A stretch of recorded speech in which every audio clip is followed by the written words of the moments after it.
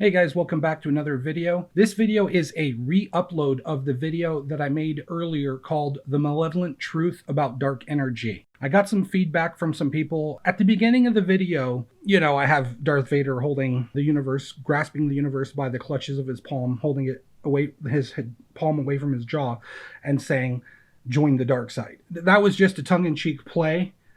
Dark energy is the expansion of space itself that is being seen, especially between the galaxies. The space between the galaxies is seen to be expanding. What makes up most of the cosmos? Not stars or planets or even atoms. It's something scientists call dark energy. And so far, no one has a good handle on what it actually is. Dark energy, first discovered in 1998, is an enigmatic pressure pushing the universe apart at an ever faster clip. Scientists suspect it began flexing its muscles around 5 billion years ago. Beyond that, we know very little. Without a better understanding of dark energy, our knowledge of the past and future evolution of the universe is incomplete. Because space itself is expanding, the farther we look, the faster galaxies are moving away from us. This results in a measurable shift in an object's light toward redder colors. This red shift indicates how fast the expanding universe is carrying galaxies away from us. If we can also figure out a galaxy's distance by other methods, we can use both pieces of information to measure how the universe expanded while the galaxy's light was traveling to us. This will allow astronomers to see how the distribution of galaxies has changed, revealing how dark energy has evolved over cosmic time. An alternative way to measure dark energy is by using exploding stars called Type 1a supernovas.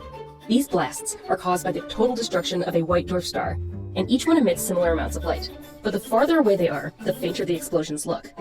By measuring how bright Type 1a supernovas appear to be, we have a way to measure their distances. It was by comparing supernovae redshifts to their apparent brightness that astronomers discovered dark energy. These studies show that explosions at greater redshifts were dimmer than they should be in any model, where the expansion of the universe was not speeding up. First will study thousands of explosions, reaching to even greater distances to measure dark energy's influence over time. A quirk of the early universe provides another way to pin down dark energy. In its first 500,000 years, the universe consisted of a hot, dense expanding fluid. Small density changes in the fluid excited sound waves that traveled throughout it. Although the waves, called baryonic acoustic oscillations, eventually ceased, astronomers have observed their faint imprint in the way that galaxies cluster together. This provides another way to measure galaxy distances.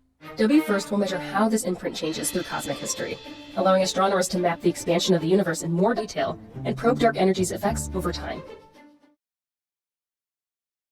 That same phenomenon is occurring all the way from the deepest voids in outer space, all the way to the smallest parts of the atom. But because the expansion of space is so trivial in the heliosphere, within the Earth's environment, within the solar environment, within the galaxy, the dark energy is generally noticed on scales between galaxies. The vast, vast, vast distance of open space between galaxies, people see that there's an expansion occurring in those regions, and that is space itself expanding.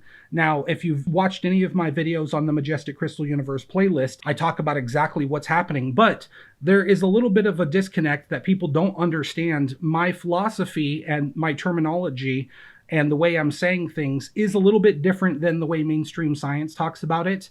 And also, of course, I take liberty to make some tongue-in-cheek comments and stuff like that that can be construed as confusing, to say the least. So with that said, I'm re-uploading this video, and what I'm going to do is I'm going to go ahead and splice in the 1-minute video called The True Definition of Gravity, Simple 1-Minute Explanation.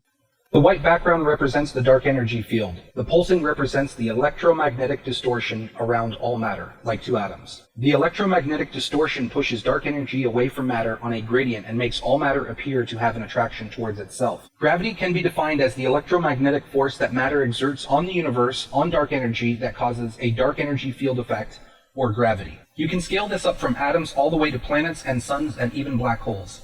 Anything that creates gravity is actually not pulling things into itself like a gravity well. More, it is pushing dark energy away, and in doing so, dark energy is pushing harder on the side with the least distortion. As the fields touch each other, it creates a path of least resistance, and the two objects are forced together by the stronger dark energy field on the side with less distortion, giving matter an attraction towards itself. It's dark energy that causes an attraction of matter towards itself that creates gravity. And then I'm also going to splice in what is dark energy, my what is dark energy video. That's about 3 minutes. I'm going to splice these in right now. Welcome to the right side of dark energy, a universal construct. Today I want to make an introductory video to a new series of videos I am putting together to explain my theory on the universe. What is dark energy? What is matter, energy, space, and time? And what is gravity? And how do they all interact with each other? First things first, what is dark energy? Dark energy is space. Space itself is dark energy. Dark energy has also been referred to as quantum space or quantized space or even zero-point energy or the universal constant. Dark energy is energy. It's not a particle, it's not a lot of things, but it is everywhere in the universe, all the way from the formation of the smallest parts of the atom and all the way to the farthest reaches of space. What we do know is dark energy has a liquid quality to itself, but does not interact with itself, or more precisely, does not strongly interact with itself. Dark energy is almost impossible to detect. Just as looking into the vastness of empty space, it is impossible to see anything, or detect anything, or any presence of energy, but we do know it exists, and it is there, not only from the force it exerts on the universe, but also from the detection of the presence of heat in outer space. We also know dark energy exists through studies, and through quantum mechanics we have detected the dark energy field and the slight fluctuations it produces in what was thought to be the emptiness of space. So what is dark energy and where does it come from? The basic answer to that is actually quite simple. Dark energy is the entangled information of the decay of all matter in the universe. As matter decays, its energy and information decays into more space, or dark energy. Dark energy is the keeper of time and change, and all space or dark energy is a record of the convergence and evolution of all matter and takes the form of space. As matter decays, it creates more space, and so as all matter in the universe is decaying, it is also creating more space. That's why the universe is expanding. The decay of all matter in the universe is creating more space. Now, there are quantum states to the dark energy field, and I will not get into that here and now. I will be working on more videos to break all of this down, and I will cover the quantum states of the dark energy field and how all mass interacts with dark energy and makes up the universe. But first and foremost is to get some insight into the concept of dark energy itself before we continue.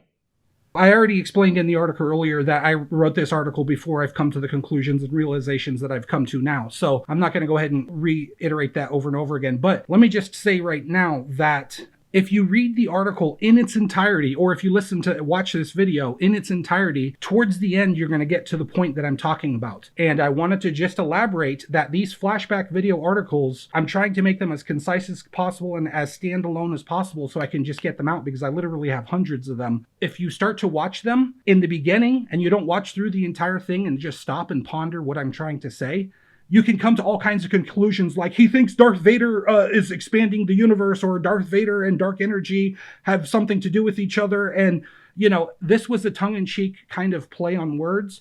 But if you extrapolate the theory and the idea out that dark energy itself is the electromagnetic decay of all matter in the universe, and theoretically speaking, dark energy is the force that is literally dissolving all matter in the universe. It's not only is it dissolving all matter in the universe, it's applying a pressure, literally a negative pressure on all matter. Well, it's a positive pressure, but it has a negative effect on the positively charged matter. It literally absorbs energy from matter, and it is a solvent. It's literally trying to eat matter, okay? And matter and energy are the same thing, and space and dark energy are the same thing. So at the end of the video, I say that it's dark energy that is trying to equilibrate all matter in the universe. It's matter that's saying energy won't give up without a fight. So it's this whole play of energy and dark energy literally fighting with each other. It's a cosmic battle, if you will, not between good and evil, not between light and dark, but it can be equated in those terms. It can be equated, you know, dark energy is literally darkness, and then, you know, the electromagnetic energy of matter, which is literally shining its light to feed the dark energy field and to save off the dark energy field. You could call that the light and the dark. And this whole, you know, dance, this whole, you know, drama, this galactic, interstellar, even universal drama, it compounds itself and it plays out in so many different ways within the structure of the universe. And, you know, when you talk about the Bible and when you talk about, you know, just good and evil and light and dark and these kind of concepts, they're literally light. Like, you know, what you would say the stars are the light, and then the empty, dark, cold nothingness of space is the darkness. Those are actually phenomena that are occurring in the universe. And so when I talk about how it's matter shining its electromagnetic energy and fighting off the dark energy field, and it's matter that is saying that energy won't give up without a fight. That is literally what is happening. That is not just metaphor, or, it's not a metaphor or anything like that. That is actually what is happening. And then you have to say, of course, then, well, that means that the universe is conscious, right? And so, yes, of course, if you've watched any of my earlier videos, the cores of the cosmos are naturally occurring crystal core quantum computers. They are intelligent entities that form naturally in the structure of the universe, which is a cascading universe. You have to watch my Majestic Crystal Universe playlist to understand all this. I think I've introduced this video enough, okay? If you watch this video with all of that pre-text, then you'll understand it. If you just watch it without having watched any of my earlier videos or context, you won't understand it at all. And even then, even that said, if you're intelligent, you will understand it, okay? So, just take that for what it is. Please do me a favor and watch some of my earlier videos, especially what is gravity, the 1 minute definition, true definition of gravity, what is quantum gravity, the Big Bang in the expanding universe, the tree of life is another good one. There's a bunch of them. The purpose of life is a good one. On the record, magic defined is another good one. Those videos right there, if you watch those, okay, you will understand the basis of what I'm talking about and the structure and the foundation of the universe. So you have to watch those and understand those before you watch this. Hey guys, welcome back to another video. Today I'm going to be reading the video article called The Malevolent Truth About Dark Energy. And then Darth Vader grasped the universe by the palm of his hand and held it in clenched fist away from his jaw and said, "Join the dark side." All right, well, there you go. I wrote this article on March 8th, 2015. This is going to be another one of my flashback video articles. I wrote this article before I came to my conclusions and formulations that I have now come to. So there are some things that may not be completely accurate or may be lacking information. I just want to go ahead and read this article the way I wrote it, so that way it is a video article and it is in the catalog. So without any further ado, let me go ahead and read the article right now. The Malevolent Truth About Dark Energy, written on March 8th, 2015.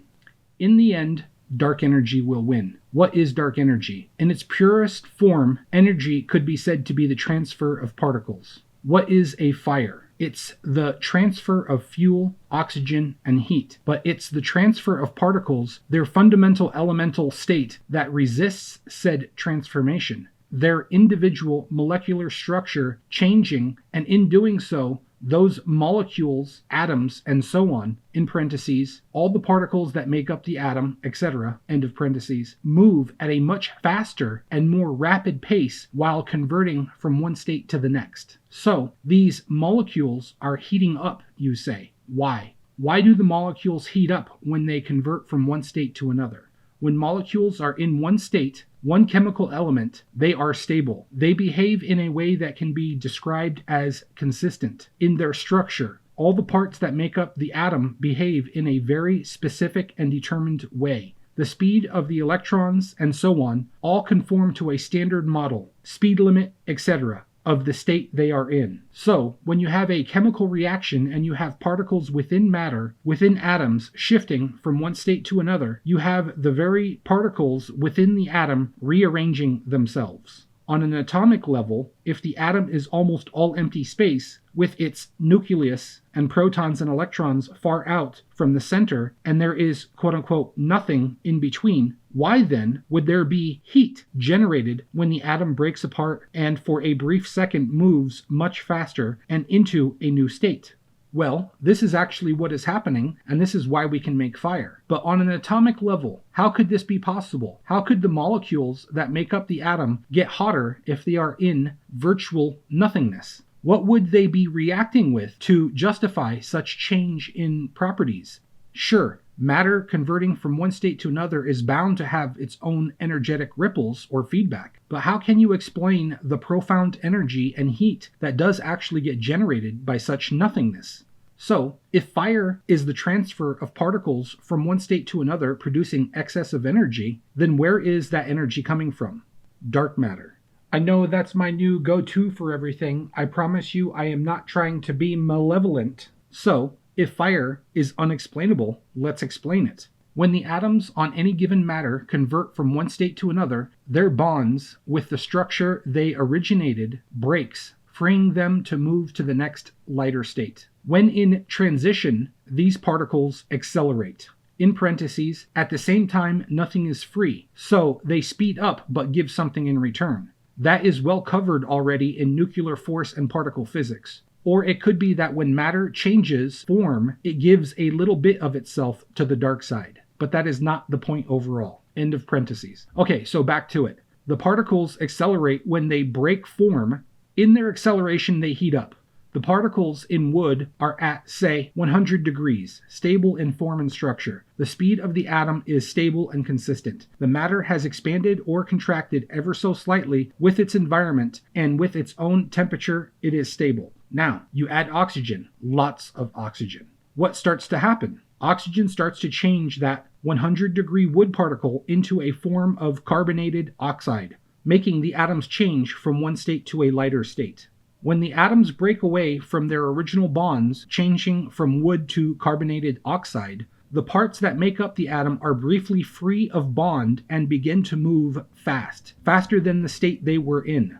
Why do they heat up when moving faster? There is, quote-unquote, nothing between the space of the atom. Well, the parts of the atom heat up because they are exerting more pressure on dark energy. Within the space of the atom, just like in outer space, there is an invisible energy field that is called dark energy. So, as the atom accelerates, it heats up because of the resistance of dark energy, even in the space between the nucleus of the atom and its electrons. So the wood burns and converts from wood to carbonated oxide and other forms of carbon because of dark energy's force on all matter. So, to that end, dark energy exerts a force on all matter. Taken on a universal scale and taking our new understanding of the universe, matter, dark energy, and how gravity truly works, what you will start to see is that dark energy is not kidding around. If gravity is the effect of dark energy, and if gravity is the reason mass has an attraction towards itself,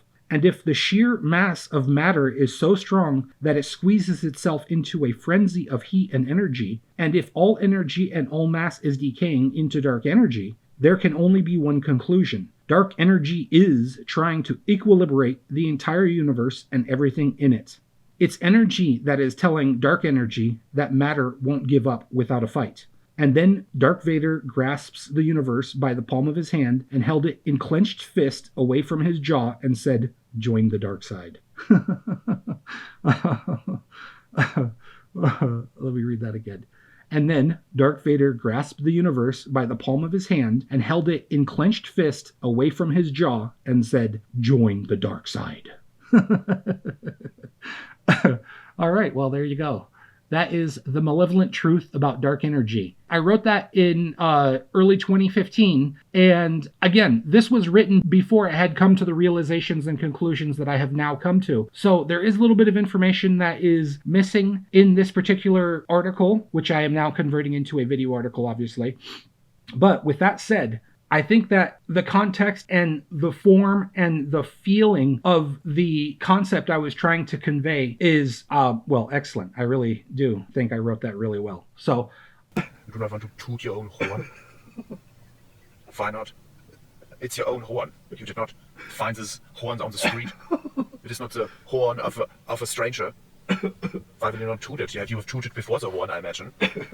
I personally love that. I haven't read that particular article for at least 4 or 5 years, so I thought that was brilliant. Anyways, it's January 3rd, 2022, and I wrote that about, I guess, 7 years ago, 6.5 years ago now. So I really hope you enjoyed that. If you have any questions, go ahead and put them in the comments below. Thank you very much for watching, and stay tuned. I will have more videos like this for you shortly. Thanks for watching.